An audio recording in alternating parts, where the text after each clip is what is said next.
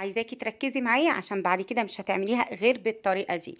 تتبيلة السمك بمكون واحد بس هينقلها في حتة تانية خالص. ثوم مهروس على حسب كمية السمك، وكمان معلقتين من هريسة الشطة، ومعلقة كبيرة من الملح، ومعلقة صغيرة من الكمون والكزبرة الناشفة.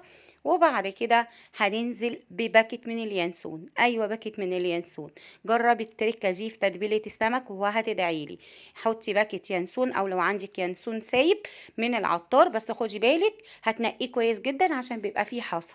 وقلبي بقى التتبيله الحلوه بتاعتنا دي، وشيلي كده معلقه او معلقتين علشان خاطر تحطيهم مع رز الصياديه. بيودي طعم الرز في حته تانية خالص. ولو عايزه طريقه رز الصياديه شوفي على بنت هاشم، هتلاقي الطريقه موجوده.